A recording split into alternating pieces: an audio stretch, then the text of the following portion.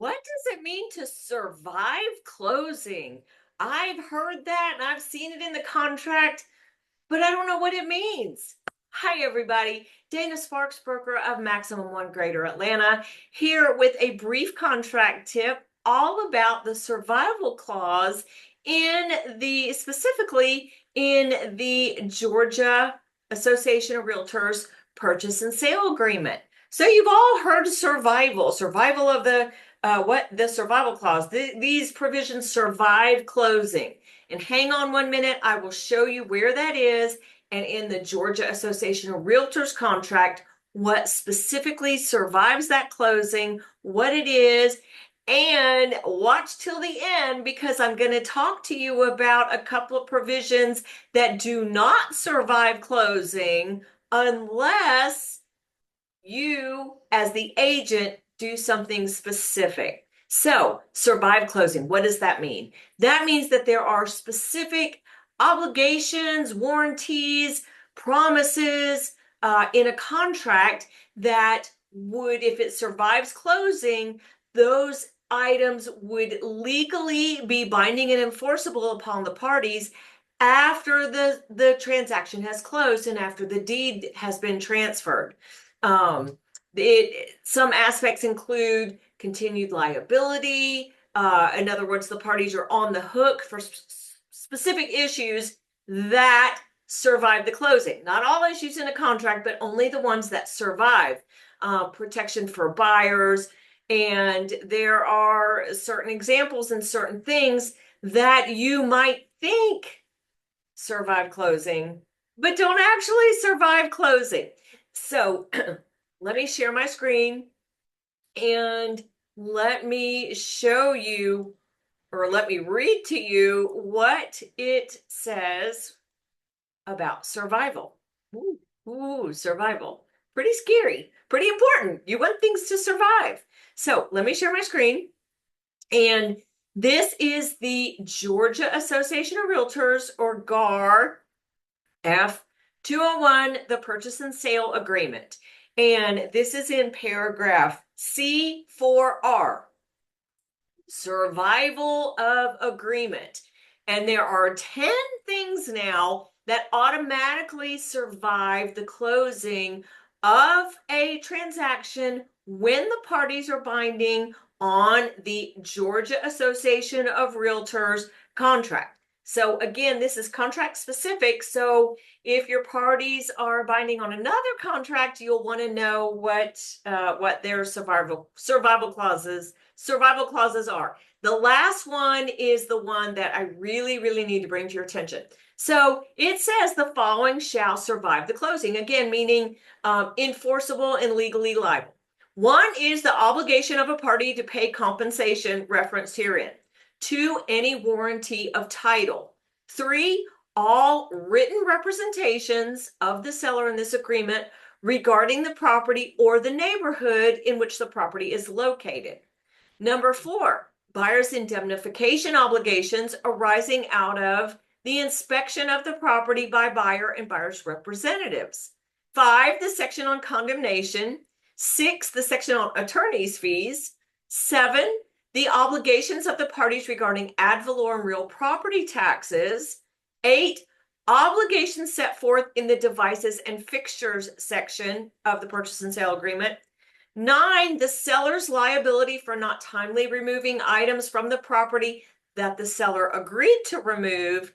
And the one I want to talk a little more specifically about, number 10, any obligations which the parties agree shall survive the closing or may be performed or fulfilled after the closing. So I have written here for you, agents, a magic phrase. Please remember this magic phrase. This provision shall survive closing. Why is that a magic phrase? That phrase brings into the survival clause obligations that would not, without that phrase, would not survive closing automatically. Why am I saying that? Because of this number 10. Any obligations which the parties herein agree shall survive. Well, how do you know they agree? You have to put it in writing and they have to sign it. And that's what this phrase does. This provision shall survive closing. Okay, Dana, I'm still not getting it. What do you mean? Well, here are a couple of examples. Let's say a buyer and a seller negotiate for a home warranty and they negotiate that at closing. The seller is going to pay for a home warranty in the buyer's name, 1-year home warranty, not to exceed X amount of dollars from such and such company to be ordered by whichever agent. So that's all you put as a special stipulation. Now, or in an amendment. Now, let's say you get to closing and the agents forget to call it in. You close and it forgot to get called in. It wasn't on the closing settlement statement. And then the buyer calls and says, hey, after closing a few weeks later, hey, I never got that information. I need the policy number for that home warranty. So they call their agent. The buyer's agent calls the listing agent, and the listing agent says, oh, well, forgot to call it in. And the buyer's agent says, okay, well, just, get payment from the seller. We'll call it in now. And the listing agent says, so sad, too bad. We closed. That did not survive closing. Is the listing agent right? Yes. The way that special stipulation was written, the listing agent is correct. And after closing, that seller is not financially obligated to pay for that home warranty for the buyer. Now, you watch this video and you, as the buyer's agent, you write in that same special stipulation, either in the offer or in the amendment. And it says at closing, seller to pay for a 1-year home warranty for the buyer, not to exceed X amount of dollars from such and such company to be ordered by such and such agent. Same thing, you close, it forgets to be called in. A couple weeks later, buyer calls the buyer's agent and says, hey, I need the policy number for my home warranty. Buyer's agent calls the listing agent and says, hey, guess what? We forgot to call it in. So I need to have it called in now, and I need for the seller to pay for it. And the listing agent says, well, we've closed. Seller's no longer obligated to pay for it.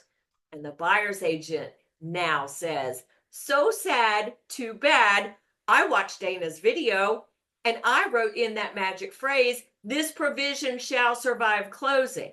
What does that mean? That means that now, even though you have closed, because that magic phrase, this provision shall survive closing, was written after the home warranty, the seller is now, yes, still financially obligated to pay for that home warranty for a buyer. So a home warranty is just one example of a contract provision that does not survive closing automatically. What's another one? What's a big one? Repairs.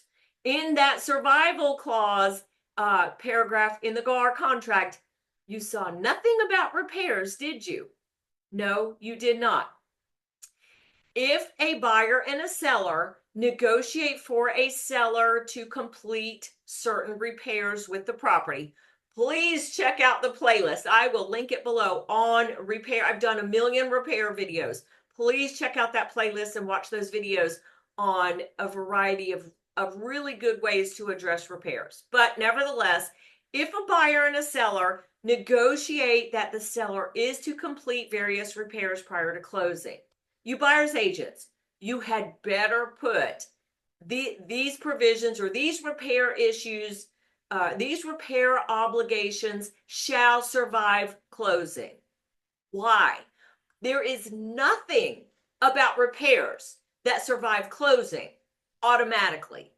If, however, you add in that provision that does contractually create the obligation and the liability obligation and enforceable, it is an enforceable contract provision for the seller to complete those repairs even after closing, but only if you include that phrase, these provisions, these repair issues, these repair provisions shall survive closing.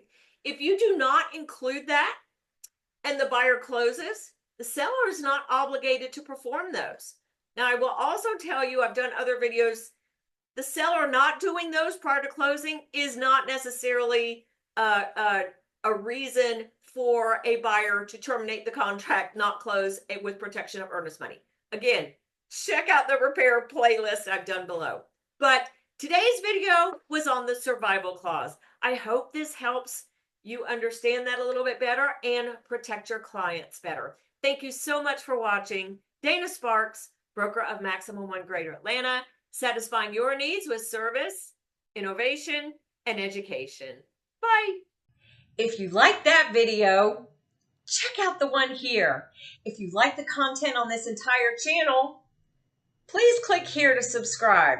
I try to take even the most complicated of real estate situations and make them crystal clear.